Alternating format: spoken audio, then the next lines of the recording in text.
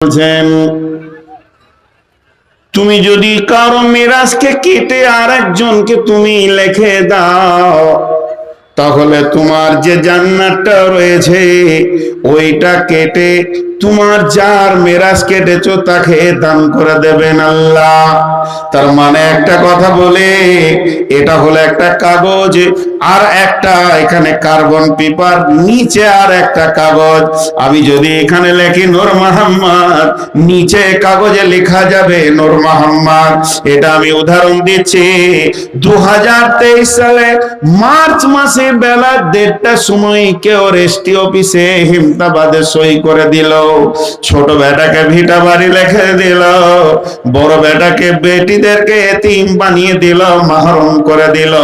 যেদিন কিয়ামতের দিন ওই লোক যাবে, আমার রব ওই ডেটটায় দেখিয়ে বলবে এই তারিখে তুমি 1:30টার সময় হেমতাবাদে যখন সিগনেচার করো, তোমার জান্নাতের দলিলটা লিখে ওর নিচেই আমি রেখে দিয়েছিলাম, কার্বন পেপারে উঠে গেছে, তুমি তোমার জান্নাত বাকি বেটি বেটাদের দিয়ে দিয়েছো, এখন তোমার ঠিকানা হবে জাহান্নাম। অতএব মুসলমানের মাল স্বাধীন নয়। ওই লোকটা শুধু মাল লেখে অন্যায় করেছে তা নয়, আর একটা বড় অন্যায় করেছে। আল্লাহ কোরআনে বলেছেন নূর মোহাম্মদ মরলে ওর মালটা কে কে কে কে পাবে। তার মানে আমি তার আগেই বলতে চাইছি, কোরআন রে আল্লাহ রে, তোর বুদ্ধি কম, তোর ব্রেন কম, ঠিক মতো তুই বিচার করতে পারিসনি। আমি আমার ব্রেন দিয়ে যেটা করছি এটাই ঠিক করছি। তার মানে সে পরোক্ষভাবে আল্লাহর কোরআনকে অপমান করেছে, মানে নাই। এই লোকটা পৃথিবীর বুকে মুসলমান থাকতে পারে না। আল্লাহর আইনের ওপরেও কলম চালাইছে কি চালাইছে না? আমার কটা বেটা হবে, কটা বেটি হবে, আমি আগে মরবো না বউটা আগে মরবে, না বেটা আগে মরবে, ফাইসালা কার? আর আমার কবিঘে সারা জীবনে জমি হবে, কে কতটা পাবে, ফাইসালা কার? তার ওপরে ও কলম চালাইছে। তার মানে ও বলতে চাইছে কোরআনও ভালো লয়, ভুল করেছে।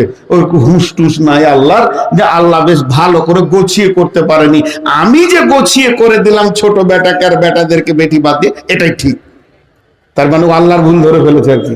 তসলিমার সঙ্গেই থাকবে ইনশাল্লাহ, তসলিমার সঙ্গেই থাকবে। কারণ ও যে কাজ করেছে তসলিমা ওই কথাই বলতে চেয়েছে। জি ভাই, ওই মাল আছে নাকি এখানে? কি করবেন আপনি দেখেন। আর যারা এই কাজ করে, যে বেটাকে লিখে দেয় ওই ফের ওকে লাথায় শেষ বয়সে, এটা আল্লাহর মাল। আর যাকে কিছুই দেয় না ওর কাছেই ভাত পায়। ঘটনা ঘটে কি ঘটে না? অনেক লোক এরকম আছে। আপনারা কি করবেন না করবেন বড় আলেমদের সঙ্গে জিজ্ঞেস করে নেবেন যে ওইটা কি করা যায়, কিন্তু উপায় নেই, উপায় নেই। তাহলে মুসলমানের মাল স্বাধীন নয়, মুসলমানের জান স্বাধীন নয়। আমি এতক্ষণ যে কথাগুলো বলতে চাইলাম, এবার মালটা দেবেন কোথায়? মালটা কোন জায়গায় দেবেন? আল্লাহ তাবারাক ওয়া তাআলা কালাম পাকের মধ্যে বলছেন يقاتلون في سبيل الله فيقتلون ويقتلون وعدا عليه حقا في التوراة والإنجيل والقرآن وما أوفى بعهده من الله فاستبشروا ببيعكم الذي بايعتم به। আল্লাহ তাবারাক ওয়া তাআলা বলছে তোর মালটা যখন তোর নয়, তোর জানটা যখন তোর নয়, তাহলে শুনে নে, এগুলো তো আমি জান্নাতের বিনিময়ে কিনে নিয়েছি। আমার যখন তোদের প্রয়োজন হবে, আমি যদি বলি তুই নিজের জানটা কতল করে দে, ইসলামের লাভ হবে, তাহলে তোকে কতল করে দিতে হবে। আমি যদি বলি কার জান তুই নিয়ে নে, আমার দ্বীনের বিরুদ্ধে কথা বলেছে, রাসূলকে অপমান করেছে, ওর গর্দনটা নিয়ে নে। হে মুসলমান, তোকে তখন গর্দন নিতে হবে, একদিকে জান দিতে হবে, একদিকে জান নিতে হবে। আল্লাহ তাবারাক ওয়া তাআলা বলছেন এই ব্যবসার আমি ওয়াদাটা করেছি, তাওরাতে করেছি, ইনজিলে করেছি, কোরআনে করলাম। কে মুসলমান আছো কাচনের জলসার ময়দানে একবার হাতটা তুলে বলো, আমি আল্লাহর ওয়াদার আবদ্ধতে নিজেকে, নিজের জান মাল আল্লাহকে দিয়ে দিলাম। কত তোমার ক্ষমতা আছে? এক্ষুনি তোমাকে আল্লাহর জন্য সর্বস্ব দরকার হলে সর্বস্ব দিতে হবে, আর যদি সামান্য দরকার হয় সামান্য দিতে হবে। যদি আল্লাহ বলে টাকা লিব না, তোর জানটা লিব, তো জানটা দিয়ে দিতে হবে। টাকা পয়সা যেখানকার সেখানে পড়ে থাকবে। ইকাতিলুনা ফি সাবিলিল্লাহি ফায়াকতুলুনা ওয়া ইবতালুনা ওয়া'দান আলাইহি হাক্কান ফিত তাওরাতি ওয়াল ইনজিলি ওয়াল কুরআন ওয়া মা আওফা বিআহদিহি মিনাল্লাহ। কে আছে আল্লাহর সঙ্গে আবদ্ধতাকে পুরো করবে? ফাস্তাবশিরু ফাস্তাবশিরু ফাস্তাবশিরু ফাস্তাবশিরু। এটা হলো সুসংবাদ, সুসংবাদ। বিবাইকুমুল্লাযী বায়াতুম বি। আল্লাহর সাথে ব্যবসা করে কেউ ফেল পড়েনি, আর পৃথিবীর কেউ ফেল পড়বে না। যদি এই ব্যবসা তুমি আল্লাহর সঙ্গে করতে পারো, হৃদয় ভরে নিবিড় দিল দিয়ে নিজের জান আর মালকে বিলীন করে দিয়ে যদি তুমি এই কাজ করতে পারো, তাহলে কি হবে? ওয়াযালিকা হুয়াল ফাওজুল আযীম। তুমি সর্বশ্রেষ্ঠ সফল কাম দেখবে। তোমার সফলতাকে পৃথিবীর কেউ আটকাতে পারবে না, কবরের ফেরেশতা আটকাতে পারবে না, হাসরের ময়দানে আটকাতে পারবে না, কিয়ামতের মাঠে আটকাতে কেউ পারবে না, ফুলসেরাতেও তোমাকে আটকাতে কেউ পারবে না। মহাবিজয় সফল হবে জান্নাতের ভিতরে, তুমি রবের মেহমান হয়ে থাকবে।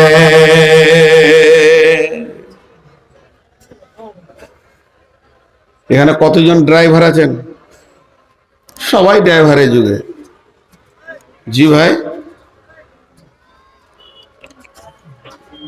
ওইদিকে জালসা আছে নাকি?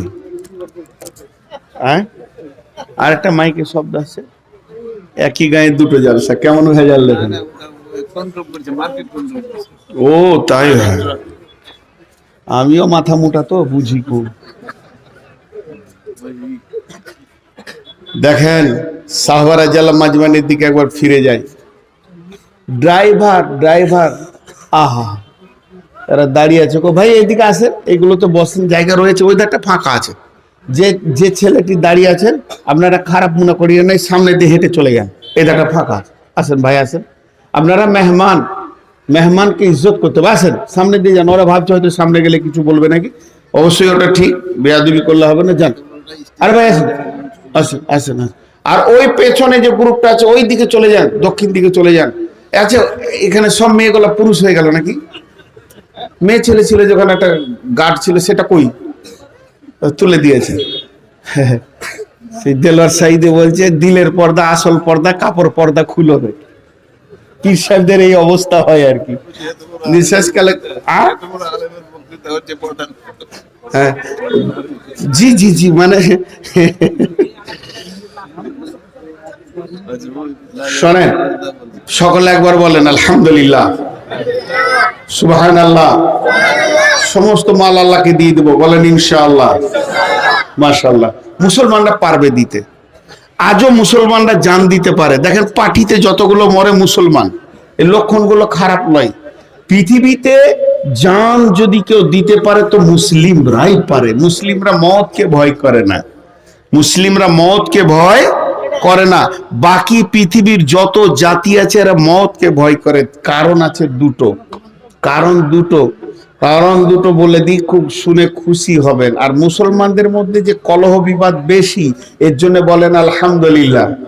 হ্যাঁ জি আলহামদুলিল্লাহ। তো ছোট্ট করে একটু সেরে নি, এরা জান দিতে পারে আর বাকি জাতি পারে না। ছোট একটা উদাহরণ দিব। 25 তলা বিল্ডিং এর লম্বা ছাদ, ধরেন 500 মিটার ছাদ। এবারে দুইটা লোককে পুলিশে তারছে গুলি করার জন্য। একটা লোক জানে যে ওই ছাদের ওই পাশে ছাদ আছে, মানে দেওয়াল দিয়ে ঘেরা আছে, দুটো প্লাস্টিকের দরজা আছে, ওই দরজাতে লাত মারলে ওই দিকে আবার ছাদ আছে, দৌড়বো।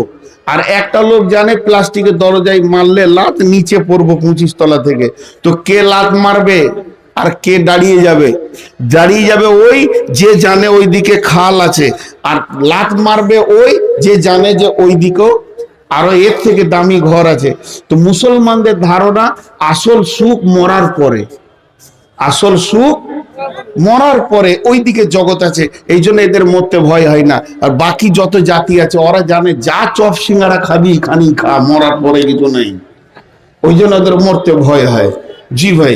আর মুসলমানদের ভিতরে কলহ বিবাদ, এটা আলহামদুলিল্লাহ। কেন? পৃথিবীতে যত জাতি আছে এদের সব থেকে বড় গুনহাতে শয়তান লাগিয়ে দিয়েছে, সেটা হলো শিরক। দেবদেবী পূজা করা, পাথর পূজা করা, মাজার পূজা করা। তাহলে ওদেরকে আর কি করাবে? যথেষ্ট হয়ে গেছে, ওদের জাহান্নাম যাওয়ার জন্য যথেষ্ট।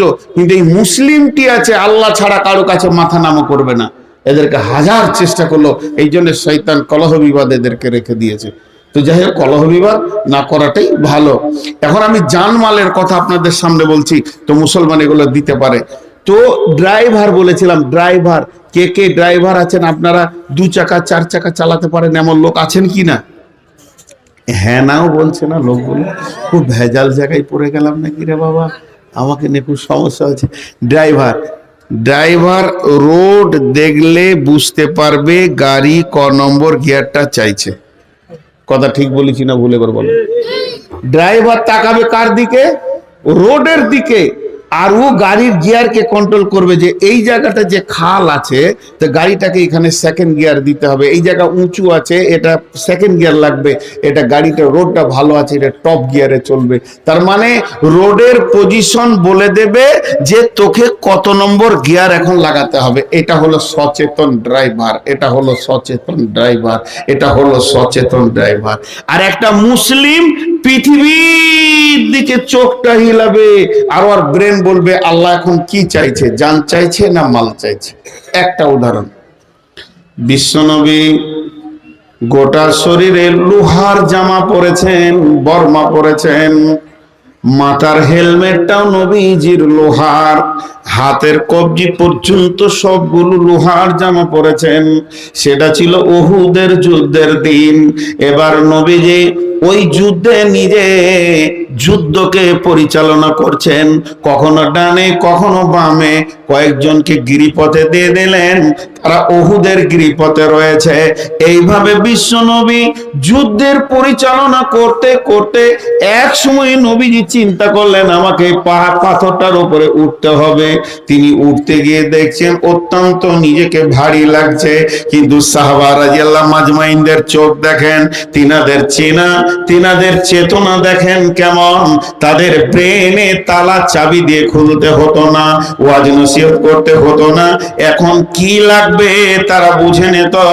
প্রকৃত প্রেমিক স্বামী ওই যে বিবির দিকে তাকালে বুঝে নিবে এখন কাপড় লাগবে না, তেল লাগবে না, কসমেটিক্স লাগবে।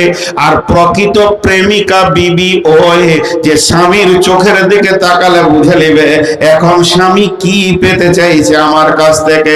খাবার নেবে না পানি নেবে না কি নেবে না কোন জায়গায় আমাকে যেতে হবে। দুইজন চোখে চোখে তাকাবে, স্বামী বুঝে নেবে স্ত্রীর কি প্রয়োজন আর স্ত্রী বুঝে নেবে স্বামীর কি প্রয়োজন। এরা যখন প্রেমিক প্রেমিকা হবে তখনই বোঝা সম্ভব হবে। এখানে যতগুলি লোক আছে আর যতগুলি মেয়ে আছে, এরা যদি প্রকৃত আল্লাহকে ভালোবাসনেওয়ালা হয়, রসুলকে ভালোবাসনেওয়ালা হয়, দিনকে ভালোবাসনেওয়ালা হয়, তাহলে পরিস্থিতির দিকে তাকিয়ে এরাও বুঝে নেবে এখন আমার রব আমার কলিজাটা চাইছে, জানটা চাইছে না মালটা চাইছে, কোন জিনিসটা দিলে আমার রব খুশি হবে, সঙ্গে সঙ্গে বুঝে নিবি। দেখ রে বাপ, সহ্য করবো না এই উঠা বসা গলা। আমি যখন যেমন বলবো তেমনি ডিউটি করবি। ছেলেগুলোকে বসতে বলেন, আমি এগুলো একদম বরদাস্ত করি না। আমি কথা বলবো আর এখানে ট্রিক ট্রিক করছে। মৌলানা ধৈর্য ছিল খুব, এদের যা করছিল তো বুঝে নিতে হবে। তো বিশ্বনবী পাথরটাই উঠতে পারছেন না। দেখেন সাহাবীটার কথা শুনেন, সেই সাহাবীটার নাম হযরতে তালহা রাদিয়াল্লাহু তাআলা আনহু। আর একবার বলবো, ও মা আমার, বোন আমার, ওই সাহাবীটার নাম হযরতে তালহা রাদিয়াল্লাহু তাআলা আনহু। তালহা রসুলের দিকে বাজপাখির মতো তাকিয়ে আছেন। নবীজি চারিদিকে মহড়া দিচ্ছেন, একবার ডান দিকে একবার বাঁ দিকে যুদ্ধ পরিচালনা করছেন। এমন সময় তালহা যেন বাজপাখির মতো রসুলকে গাইড করছেন। এমন সময় বিশ্বনবী পাথরটাতে উঠতে গেছেন, কিন্তু ভারী হয়ে গেছেন। হযরতে তালহা ধরে এসে বলছেন, ইয়া রাসূলুল্লাহ। তালহা সেই পাথরটা নিচে শুয়ে গেলেন আর বললেন, ও দয়ার নবী গো, আপনি আমার বুকে পাথরে, আমার বুকে পা রেখে পাথরে উঠে যান, আমি একটা সিঁড়ি হয়ে গেলাম, আপনার জন্য পাথরটা উঠতে আসান হয়ে যাবে। হযরতে তালহা শুয়ে গেলেন। নবীজি বলেননি, তালহা তুই শো, তোর বুকে পাথরে, বুকে পা রেখে আমি পাথরে উঠবো। বিশ্বনবী বলেননি, কিন্তু তালহার চেতনার দরজা খুলে গেছিল। তালহা ধরে এসে শুয়ে গেলেন। দয়ার নবী তালহার বুকে পা রেখে যখন ওই পাথরটাতে উঠলেন, আর আল্লাহর নবী জবান দিয়ে বললেন, তালহা রে, তুমি নিজের জন্য জান্নাতকে ওয়াজিব করে নিলে। বলেন বলেন ওদেরকে কে জলসা করেছিল? এটা গেল জান। এরপরে ঠিক উহুদের পূর্ব প্রান্তে জাবালে রুমা আছে। জাবালে রুমা ছোট্ট মতো একটা পাহাড়, সেখানে তীরন্দাজরা উঠে গেছে। বেঈমানরা রসুলকে লক্ষ্য করে তীরকে রেডি করেছে। একটা নয়, দুটা নয়, ঝাঁকে ঝাঁকে তীর রসুলের দিকে দৌড়ে আসবে। তালহা আবার খেয়াল করে নিলেন, দয়ার নবীর গায়ে তীর লেগে গেলে নবীজি কষ্ট পেয়ে যাবেন। হযরতে তালহা রসুলকে নিয়ে পাহাড়ের একটা গর্তে একটা সামান্য কোনা পাথরের মধ্যে লুকিয়ে দিলেন, এবং সেই পাথরের গর্তের মুখে দাঁড়িয়ে গিয়ে নিজের বুকে 180 খানা তীরকে গ্রহণ করলেন। হযরতে তালহা পড়ে গেলেন। এমন সময় এক বেঈমানের পাথর কিংবা ওই বর্ষা এসে রসুলের এখানে আঘাত হানলো। হেলমেটটা বসে গেল, দুইখানা দাঁত ঝরে পড়ে গেল। বিশ্বনবী পড়ে গেলেন, বেহুশ হয়ে গেলেন। উহুদের ময়দানে প্রচার হয়ে গেল যে বিশ্বনবী মারা গেছে। যাদের অল্প ঈমান ছিল মুনাফিকরা তাদের দিলগুলোকে নষ্ট করে মদিনার দিকে নিয়ে যেতে শুরু করলেন। এমন সময় হযরতে আলী ঢালে করে পানি নিয়ে আসছেন। হযরতে আলী, হযরতে ফাতেমা খেজুর পাতার চাটা এগুলোকে পুড়িয়ে পুড়িয়ে রসুলের ক্ষত জায়গায় লাগাচ্ছেন। এমন সময় হযরতে আবু বকর রসুলের মাথায় আর ঘাড়ে হাত দিয়ে দাঁত রেডি করেছেন, যে ওই হেলমেটের হুক গুলোকে দাঁত দিয়ে টেনে বের করবেন। আর ওই 180টা তীর খাওয়ার পর হযরতে তালহা বলছেন, ও ভাই আবু বকর, তোমাকে আল্লাহর কসম দিয়েছি তুমি হুকটা বের করবে না। আজকের দিনে আমি রসুলের খিদমতে নিজেকে লাগিয়ে দিয়েছি, অতএব হুক দুটো আমাকেই বের করতে দাও। দয়ার নবী আবু বকরের মাথাটাকে সরিয়ে দিলেন। নবীজি তখন হুঁশে ফিরে এসেছেন। হযরতে তালহা পর পর 2টি হুককে বের করে বেহুশ হয়ে গেলেন, বিয়ে পড়ে গেলেন, রক্ত ঝরছে। তালহা এই রক্তে এইখানে যুদ্ধে শহীদ হননি, মারা যাননি। বেশ কিছুদিন পর, দীর্ঘ কিছুদিন পর, লম্বা টাইমের পর হযরতে তালহা বিশ্বনবীর আগে পৃথিবী থেকে বিদায় নিলেন। জানাজা পড়লেন কে? না, হযরতে নবী মুহাম্মদ রাসূলুল্লাহ সাল্লাল্লাহু আলাইহি সাল্লাম। কবরে লাশ নামালেন কে? নবী মুহাম্মদ রাসূলুল্লাহ সাল্লাল্লাহু আলাইহি সাল্লাম। কবর যখন কমপ্লিট হয়ে গেল, দয়ার নবী লম্বা করে দোয়া ধরেননি, লম্বা করে দোয়া করেননি, শুধু আল্লাহকে বললেন, হে আমার রব, আমার তালহা দিনের ব্যাপারে নিজের জানকে মালকে যা লাগিয়েছে তাতে আমি সন্তুষ্ট আছি। হে আমার রব, আমি তোমার হাবিব, আমি তোমার দোস্ত আখিরি পয়গম্বর একটা দরখাস্ত রাখছি। আমার তালহার ব্যাপারে এই দরখাস্তটা তুমি কবুল করে নাও। যেদিন তোমার ইসরাফিল সুর ফুঁকবে, সারা পৃথিবীর মানুষ কবরে থেকে কিয়ামতের মাঠে উঠবে, সেদিন আমার তালহাও কিয়ামতের মাঠে উঠবে। ওই অবস্থায় আমার রব, তুমি আমার তালহাকে দেখে মুচকে মুচকে হাসবে, আর আমার তালহা তোমাকে দেখে হাসবে। কি সুন্দর জীবন! এই জীবনটা কখন পেয়েছিল? ওর চেতনতা ছিল এখন কি চাইছে আমার কাছে? ইসলাম। জি, ওর চেতনতা ইসলামকে গ্রহণ করেছে। আজকে আমরা কত দুর্বল। জি ভাই, আপনারা দুর্বল এক। আপনারা যে কটা নিচে বসে আছেন বেঈমান এক, আর আমি 99 নম্বর বেঈমান। আমি চেয়ারে বসে আছি বলি যে আপনাদের থেকে ভালো, তা নয়। আমরা কত দূর নিচে চলে গেছি। এখন ইসলাম কি চাইছে এই খবরটাও আমাদের কাছে নেই। চলেন আর একটা উপহার আপনাদেরকে দিই। বিশ্ব নবী পৃথিবী থেকে চলে গেলেন, হযরত আবু বকরের জামানা চলে গেল, হযরত ওমর বিদায় নিলেন, মুসলিম জাহানের খলিফা হিসেবে গদিতে বসলেন কে? যুনুরাইন, হযরত ওসমান ইবনে আফফান রাদিয়াল্লাহু তাআলা আনহু। তিনি মুসলিম জাহানের খলিফা, তিনি প্রাইম মিনিস্টার, তিনি প্রধানমন্ত্রী, তিনি উচ্চ পর্যায়ের মানুষ, কিন্তু নিজে গেছেন মদিনার হাটে গম বিক্রি করতে।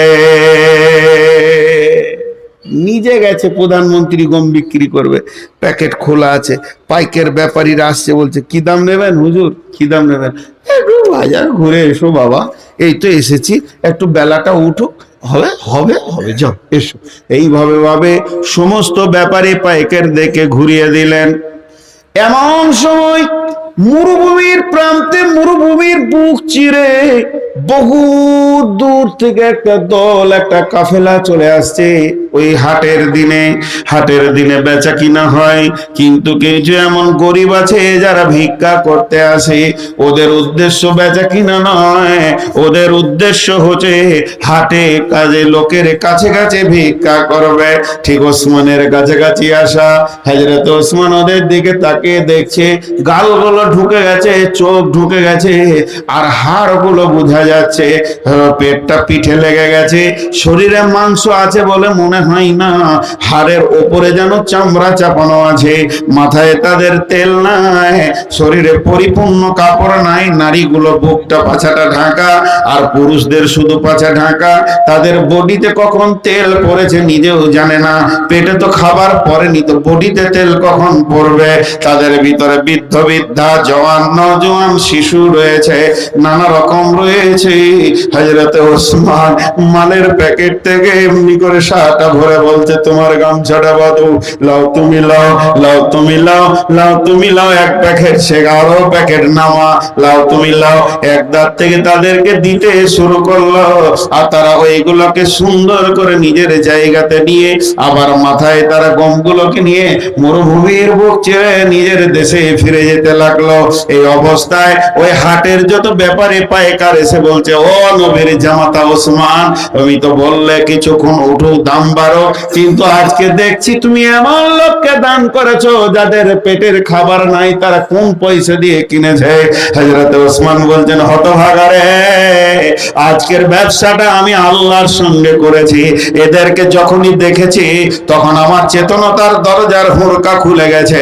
আমার মন বলছে, ওসমান, আজকে তোর গমগুলো তোর আল্লাহ চেয়েছে জান্নাতের বিনিময়ে, আমি আল্লাহকে দিয়ে দিয়েছে, এর বিনিময়ে আমার রব আমাকে জান্নাত দেবে, যে জান্নাতের একটা ইট পর্যন্ত তোমাদের কেনার ক্ষমতা নাই। জি মা বোন, এদেরকে কেউ জালসা করেনি, জালসাতে এই কদিন থেকে শুরু হলো, এরা দিনকে বানিয়ে গেছে, এদেরকে কেউ জালসা করেনি। আর একটা ঘটনা আবার 1 মিনিটে ছোট করে বলে দিব। আব্দুল্লাহ জুলবাদা জাইন, ওকে 2 কম্বলওয়ালা আব্দুল্লাহ বলা হতো, ওর আসল নাম ছিল আব্দুল উজ্জা। আপনার আমার ছেলে পিলে হলে আমরা আব্দুল্লাহ নাম রাখি, তার মানে আব্দ মানে গোলাম, আল্লাহ মানে আল্লাহ, আব্দুল্লাহ আল্লাহর গোলাম।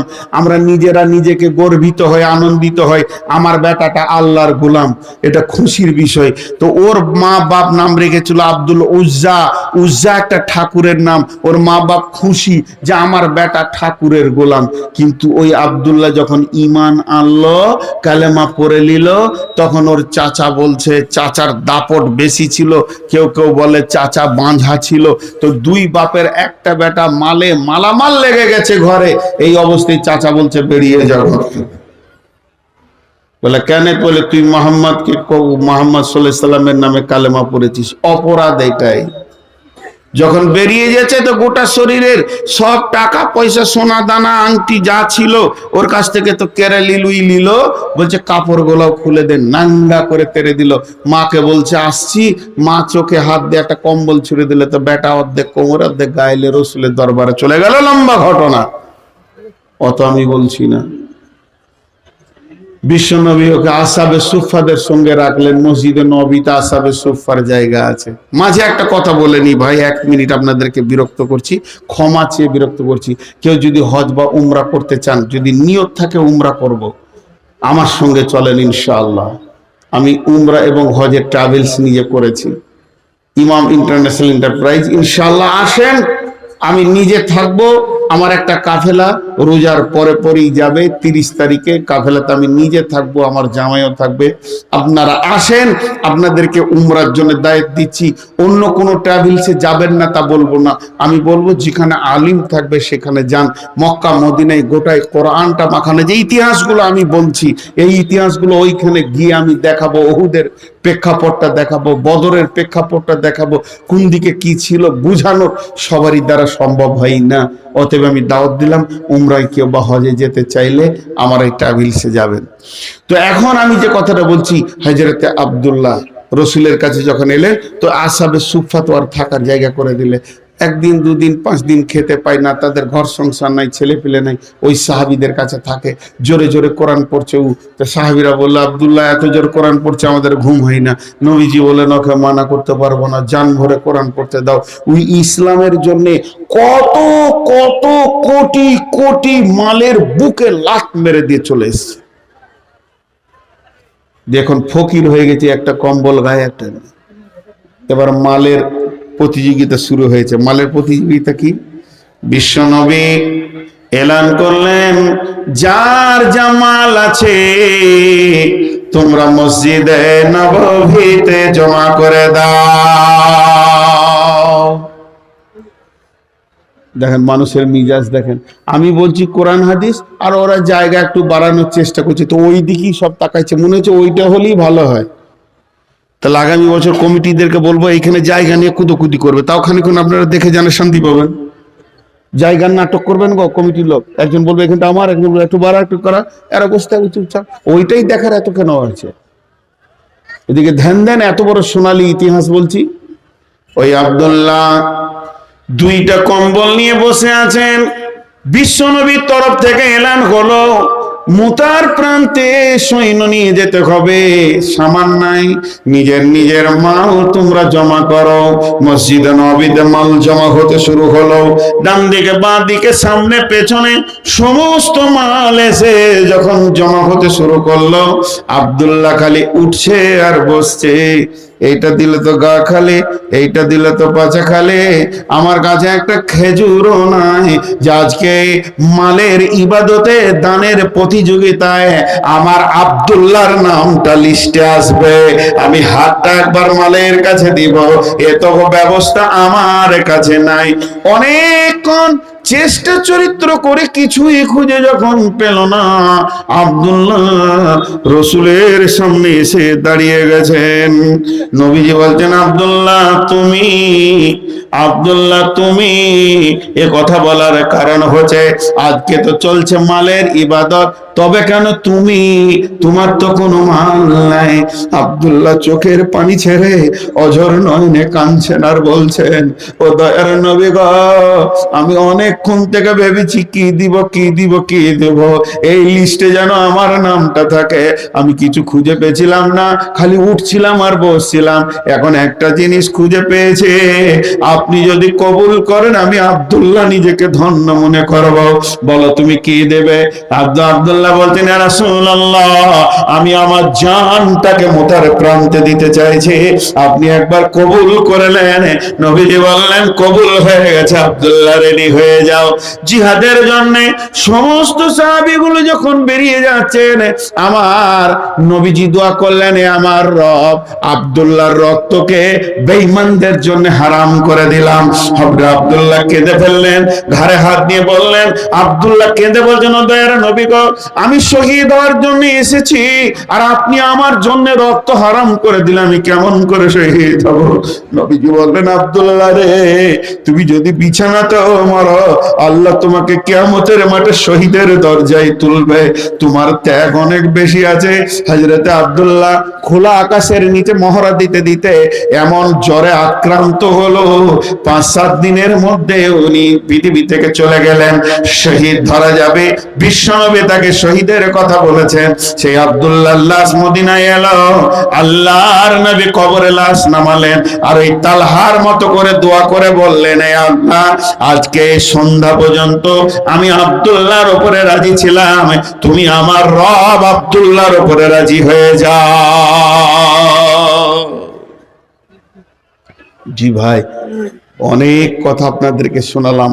এ মাল আমার নয়, এ জান আমার নয়, এ মাল আমার নয়, এ জান আমার নয়। খালি বুঝতে হবে যে আমরা কে, আমরা কি। আর একটা ছোট্ট কথা আপনাদের সামনে বলে আজকের মতো অনেক কাছিয়ে চলে আসব। বিশ্বনবী একটা চিঠি লিখলেন। চিঠিটা কাকে লিখলেন? বাহরাইন সম্রাট ইবনে সারওয়ারকে লিখলেন। চিঠিটা কে দিয়ে আসবে, কে দিয়ে আসবে, এই চিঠি কে পৌঁছাবে? কেউ মাথা তুলে না। একটা যুবক উঠে দাঁড়ালেন, বললেন, ইয়া রাসূলুল্লাহ, আপনি চিঠিটা দেন, আমি পৌঁছে দেব। সেই যুবকটার নাম হযরতে সাঈদ রাদিয়াল্লাহু তাআলা আনহু। নবীজি বললেন, সাঈদ রে, আমি তোমাকে একা ছাড়বো না, সঙ্গে আর কে যাবে? 1 2 3 4 5 6 7 8 9 10 11 12 13 14 15 16 17 18 19 20 21 22 23 24 25 26 27 28 29 30 জন যুবক উঠে দাঁড়ালেন। বিশ্বনবী বললেন, হে যুবকের দল, তোমরা নিজের নিজের বাড়ি যাও, সমস্ত বাড়ির আত্মীয়দেরকে মোলাকাত করে মসজিদে নববীতে চলে আসবে, আর আমার চিঠি নিয়ে বাহরাইন সম্রাটের কাছে পৌঁছাবে। কারণ সে ছিল তখন পৃথিবীর দাদা, সে যে সেখান থেকে বেঁচে আসবে এর কোনো গ্যারান্টি নাই। এর জন্য বিশ্বনবী বললেন, নিজের নিজের আত্মীয়দের মোলাকাত করো। সাঈদ গেলেন বাড়িতে। বাড়িতে যাওয়ার পর বললেন, মা, তুমি তোমার সোনা মানিক লালের জন্য দোয়া করো, আমি রাসূলের চিঠির দায়িত্ব নিয়েছি বাহরাইন সম্রাট বেঈমানের কাছে পৌঁছানোর জন্য। সাঈদের মা দোয়া করে বলছেন, হে আল্লাহ, আমার সাঈদকে রাসূলের চিঠি পৌঁছানোর পর আমার বুকে আবার ফিরিয়ে এনে দাও। হযরতে সাঈদ বললেন, মা আমার, আমি তো শহীদ হওয়ার জন্য বের হয়েছি, মা হয়ে সন্তানের জন্য এমন দোয়া করতে হয় না। হে মা, তুমি আমার জন্য শহীদের দোয়া করো। এরপরে গেল বিবির কাছে ক্ষমা চাইতে, কিন্তু বিবির এমন একটা সময়, বিবির দিকে তাকিয়ে সাঈদ চোখের পানি ফেললেন, কোনো কথা বললেন না। উনি দেখছেন বিবি তখন প্রসব যন্ত্রণায় ছটফট করছে, একবার ডান দিকে একবার বাঁ দিকে, কত যাতনা মা বোনেরা জানে না জানে।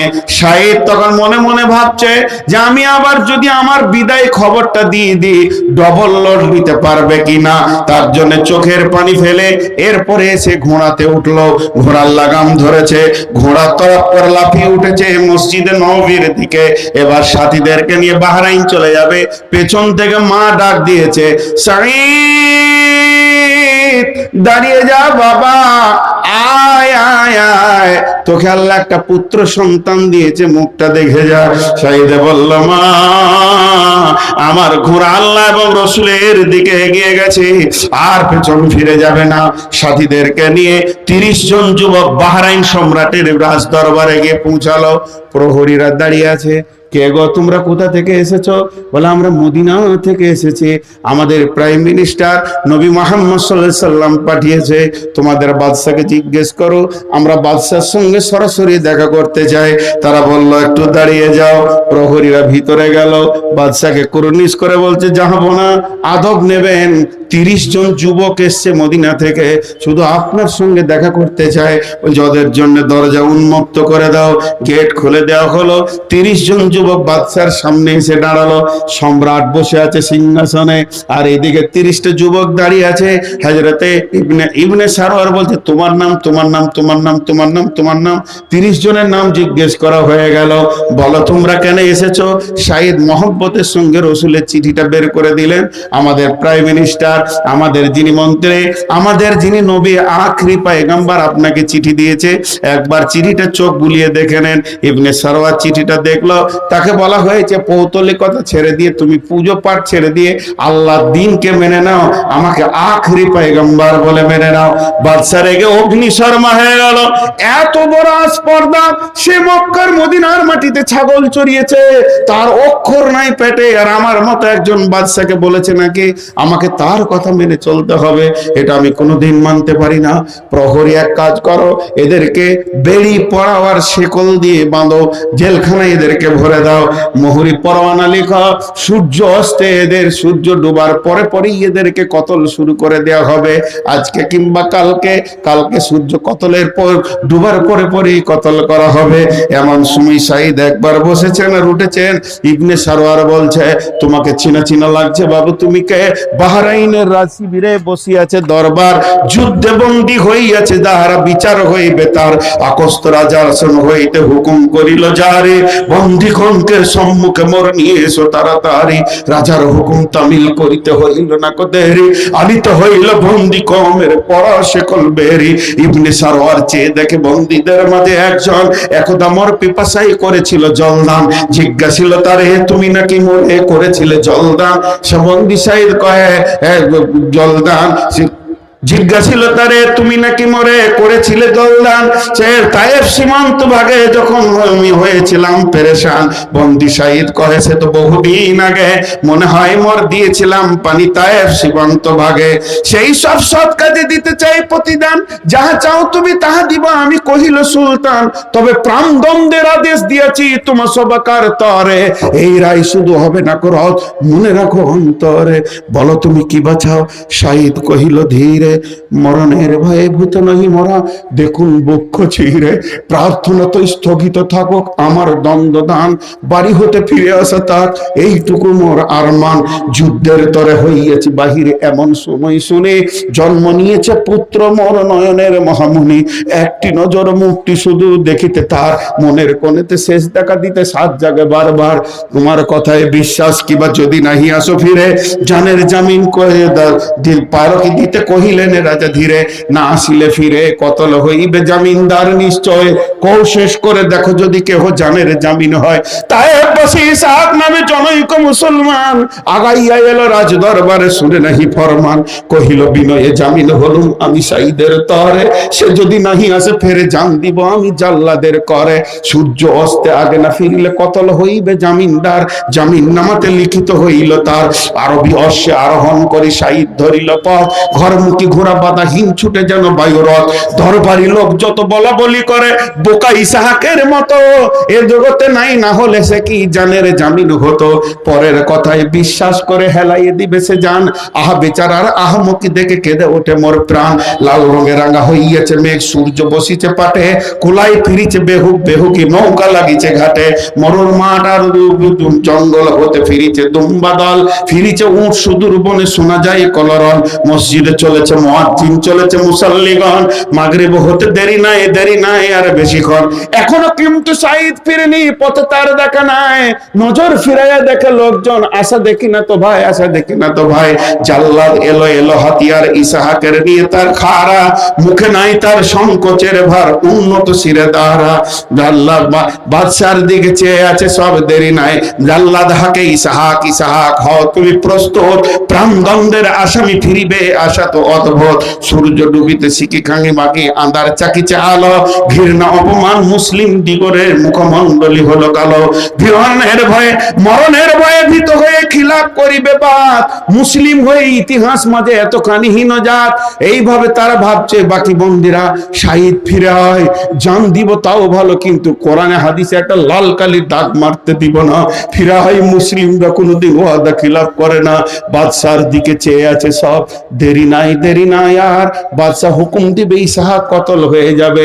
এমন সময় কাফেলা হতে উঠে জোরে চিৎকার, ওই ওই ওই ওই সাইদের ঘোড়া আসিছে তীর বেগে ছুটে, খুরের দাপটে পাথরে ফোলাই ফুলকি ফুটে। হাস্য হতে উতারিয়া সাইদ বুকে ইসহাকে জড়াইয়ে ধরে, দানিল দুই গালে চুম্বন দিল, কত আসিস বুক উজাড় করে। তারপরে গেল উন্নত শিরে রাজা জাল্লাদের কাছে, বলিলে বন্ধু প্রস্তুত আমি, এখনো তো ঠিক সময় আছে। যখন জাল্লাদের কাছে গিয়ে বলছে, আমরা প্রাণ দিতে ভয় করি না, ইমান দিতে ভয় করি, আমাদের ওয়াদা মজবুত আছে, এখনো সূর্য ডুবেনি। জাল্লাদের হাত কাঁপতে শুরু করেছে, আর তখনই তলোয়ারটা পড়ে গেছে। জাল্লাদ হাকে সারোয়ার, তোমারে কঠিন হস্তে সাইদ কতল হবে না। আমি পারবো না, শহীদকে কাটতে পারবো না, আমার চাকরি চলে যাক, ডিউটি চলে যাক, এত বড় মহামানব কাটার ক্ষমতা আমাদের নাই। যাদের ওয়াদা এত মজবুত, যারা জান দিতে ভয় করে না, ইসলামকে সত্যকে প্রতিষ্ঠিত করতে যারা ভয় করে না, তাদের জন্য আমি জান দিতে পারবো না। ইবনে সারওয়ার সিংহাসন থেকে লাফিয়ে এটে ইসহাকের গালে চুমা দিল, আর শহীদকে জড়িয়ে ধরে বলছে, তুমি কেন ফিরে আসিলে আমি জানিতে চাই, আর তুমি বা কেন মত জমিনে সই দিলে ভাই। দুইজন একসঙ্গে দৌত কণ্ঠে জবাব দিচ্ছে, মোরা মুসলিম এক খোদা ছাড়া ভরসা করি না কার, মোরা মুসলিম মরণের ভয়ে মনারা ডরি, সত্যের লাগে মোরা যুগে যুগে জান কোরবানি করি। আমরা এমন মুসলমান, আল্লাহ ছাড়া কাউকে ভরসা করি না, কাউকে ভয় করি না, আমরা মতকে ভয় করি না, আমরা সত্যকে পৃথিবীতে পিটিয়ে রাখার জন্য যুগে যুগে যুগে যুগে শত শত জানগুলোকে দিয়ে দিতে পারি। আমরা সেই মুসলিম, আমাদের নবীর শিষ্য, আমাদের কাছে শয়তানি ক্লেহেদ নাই, মুনাফিকি কিছু নাই। ইবনে সারওয়ার বলছে, ভাই তোমরা কি এত সুন্দর মানুষ, এত সোনালী মানুষ? হযরতে সাইদ বলছে, আমাকে কি সুন্দর বলছো, আমাকে কি ভালো বলছো? আমরা যে ফ্যাক্টরি থেকে জন্ম নিয়েছি, যে বিশ্ব নবী আমাদেরকে এত সুন্দর বানিয়েছেন, আজকে যদি তাকে একবার তোমরা দেখে নাও, কলিজা দিয়ে দিতে মনে হবে। আমরা তো ফটোকপি জেরক্সকপি। ইবনে সারওয়ার বলছে, তাড়াতাড়ি আমাকে নিয়ে চলো সেই বিশ্ব নবীর কাছে, এত সুন্দর মানুষ পৃথিবীতে এসেছে, আমি তার কাছে বায়াত হব, আমি কালেমা পড়ব। বিশ্ব নবীর কাছে এসে আশহাদু আল্লা ইলাহা ইল্লাল্লাহ ওয়া আশহাদু আন্না মুহাম্মাদান আবদুহু ওয়া রাসূলুহু। 30টা যুবককে বাহরাইন বিজয় করে দিলেন। এখানে কি 30টা যুবক আমি পাবো না? একবার উঠে দাঁড়ান তো, 5000 করে দেবেন। আমি 20,000 10,000 বলিনি, যারা সেক্রেটারি 5000, 30টা যুবক একবার এইটাকে প্রতিষ্ঠিত করার জন্য। জি 20,000। আচ্ছা এটা আমি বলছি, জি মাশাআল্লাহ। কত আছে? 20,000। তো 20,000 দিলেন, মাশাআল্লাহ। কি নাম? রমিদুল্লাহ, মাশাআল্লাহ। বসেন। আর এটা 2000। জি আচ্ছা ঠিক আছে, মাশাআল্লাহ, ঠিক আছে। দাঁড়ান, আমি বলছি কি, 10,000, 20,000, 50,000 যারা আছেন অবশ্যই থাকবেন। আমি জানি প্রতিটি মাসায় 50, 60,000, 1,000 দেনাওয়ালা লোক আছে। বসেন। তো যারা 20,000, এটা কত আছে? 1 লাখ। তো আবার 10 কেন কম দিলেন? 40,159 টাকা আছে। আচ্ছা আবার 10 কেন কম দেওয়া হলো? এটা কোন ধরনের ব্যবসা? কেউ যদি বলি যে নূর মোহাম্মদ 10,000 চুরি করেছে,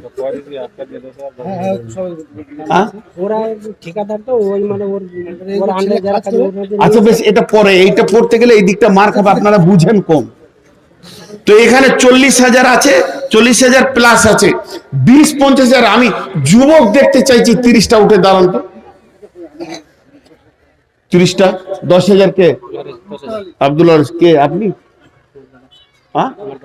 দাদা মাশাআল্লাহ। আর কে আছেন? 20,000, 50,000 একটা বলেন তো, 50,000। আর আমি কিন্তু 30টা যুবক দেখবো, ওটা ছাড়বো না। জি 50,000 একজন বলেন দেখি, কেউ আছেন? মাদ্রাসা কি এখানে সাদে বাড়ছে গো? জি কেউ আছেন 50 দেনেওয়ালা? বলেন আল্লাহর গোলাম। 5,000 করে 30 জন উঠে দাঁড়ান, এগুলো স্পেশাল কোটা। আমি বুঝি প্রতি জালসাতে স্পেশাল কোটা থাকে, আমার গ্রামে এরকম আছে, 1 জন 2 জন 3 লাখ 1 লাখ 2 লাখ দিয়েই দেয়, কিন্তু স্পেশাল কোটা এগুলো।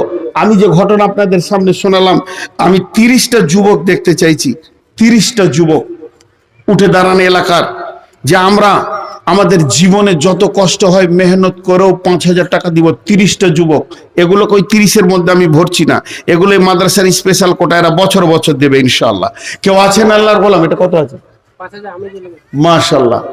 বলেন, যুবকের দল দুর্গমগিরি কান্তর মরু দুস্তুর পারাবার লঙ্ঘিত হবে রাত্রিতে, যাত্রীরা হুঁশিয়ার, ভুলিতেছে দল দুলিতেছে তরি, ভুলিতেছে মাঝি পথ, কে আছো নাও জোয়ান হও আগুয়ান, হাঁকিছে ভবিষ্যৎ। উঠো আল্লাহর বান্দা, জাগেন, একবার জাগেন। কেউ আছেন আল্লাহর গোলাম? আল্লাহর গোলাম কেউ আছেন? 5,000 দেনওয়ালা একটা নাম আসুক, আস্তে আস্তে 30টা হবে, এটা আমার বিশ্বাস। একটা নাম দিয়ে শুরু হোক। কেউ আছেন আল্লাহর গোলাম?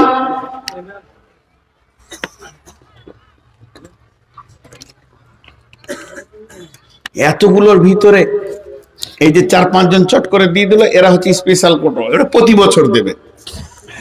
এতগুলো লোক তখন থেকে। মাজিদুর রহমান, বাবা মা মারা গেছে, 5,000 টাকা। মাজিদুর রহমান 5,000, স্টাফ ছিল। প্রাক্তন স্টাফ ছিল। মাশাআল্লাহ, দেখেন মাজিদুর রহমান ভাই 5,000 দিয়েছেন। নাম্বার 2 কেউ আছেন? 2 ইনি একটা দিয়েছেন। 3 নম্বর বলেন। নাম্বার 3 আল্লাহর গোলাম, কোরআনের মহব্বতে মা বোনেরা ওখান থেকেও বলেন, আপনারা খবর পাঠান। জি, আল্লাহকে ভালোবাসনেওয়ালা, রসুলকে ভালোবাসনেওয়ালা কেউ আছেন? 5,000 নাম্বার 2 3 নাম্বার কেউ আছেন? এই কমিটি মাদ্রাসা চালাইছে কি করে গো? মাদ্রাসাটা অনেক পরিবর্তন হয়েছে, আপনি তো দেখেছেন চালা, আমিও দেখেছি অনেক ফাঁকা, কিন্তু ধীরে ধীরে ধীরে ধীরে কাজ হচ্ছে। আগের কমিটিও কাজ করেছে, এনারাও করছেন। জি, আল্লাহর বান্দা কেউ আছেন? আচ্ছা, 5 যদি না পারেন আমি স্বাধীন ছেড়ে দিলাম, কে কি দেবেন বলেন? ভুট্টা বলেন, টাকা বলেন, 2,000 5,000 10,000 20,000, আর ভুট্টা বলেন। দেখেন, আপনারা এতক্ষণ বায়ান শুনলেন, আর আমার পরও একজন যোগ্য মানুষ আছেন, আপনারা বায়ান শুনবেন। তার একটাই কারণ, এই মাদ্রাসাটা ছিল বলি, আর আমরাও বলতে পারছি মাদ্রাসাটা ছিল বলি। তো মাদ্রাসাকে বাঁচিয়ে রাখেন। মাদ্রাসা বেঁচে থাকলে ইমান